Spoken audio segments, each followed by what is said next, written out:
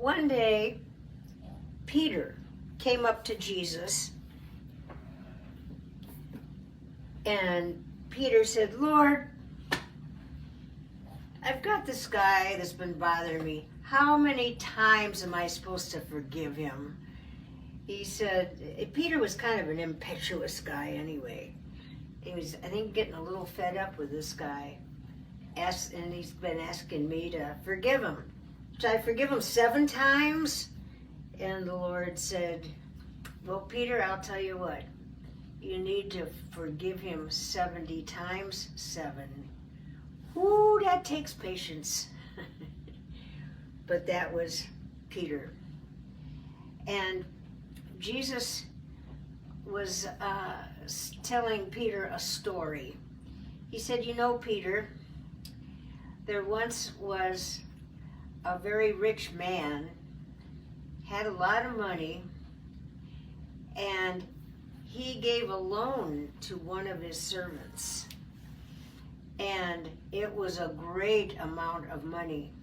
Well, it came time for the loan to be due, and the man was scared stiff to go to his master because he didn't have any money to pay him back. And he said, "Oh, please, master, please forgive me. I'll work it off. I promise I'll work it off. I just don't have any money to pay you back." And the kind master, who was very kind, said, "You know what? I'm going to forgive you your debt. You don't have to pay me back."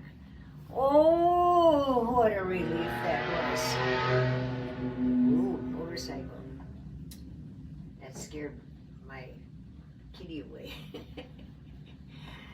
And so he said, "You're forgiven." And oh, the man was so happy. Well, he was leaving his master's house and going down the steps, and he met another guy. And this guy owed this man a small amount of money. And this man had the audacity, after he'd been forgiven so much, he had the audacity to say, "Have you got that money yet that I loaned you?" And he said, "Can you pay me back yet?"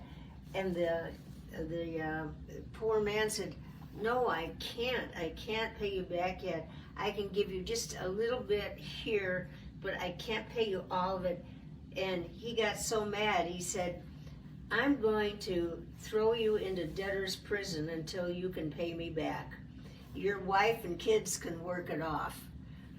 And he had no mercy for the poor man.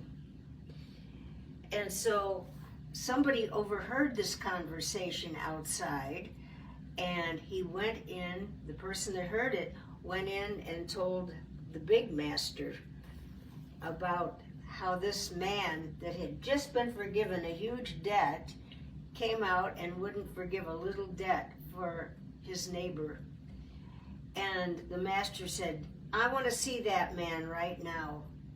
So the fellow ran out and said, "Oh, your master wants to see you again." And he said, "Oh, yeah, okay." So he goes back up the steps. He says, "Yes, sir." And the master said, "I heard that you have not forgiven a small debt to a neighbor that's struggling hard to pay you back. And I forgive you this huge debt completely, and you can't forgive your neighbor a little tiny debt that he owes you, or at least give him time." And he said, "Oh, I'm sorry, sir." And the master said, "Just for that, I'm throwing you in debtor's prison until you pay me everything back that you owed me," which was a great deal. "Your wife and your kids can work it off, but you're going to be in prison until you pay that back." So who do you think was more grateful? The person that was forgiven the little debt or the big debt? The person, and the master forgave the little debt of the man and paid him back. So you see how the Lord works, justice is done, But the one that was not kind to his neighbor was not forgiven, but the little man was, and the king or the master helped the little man pay it back. So our heart's attitude really counts with Jesus. Are we greedy? And do we beg off of something and then turn right around and be greedy about it? No, it's all about the desire of the heart. And so Peter understood this message. And he said, yes, Lord, I forgive him 70 times 7. Okay, be back.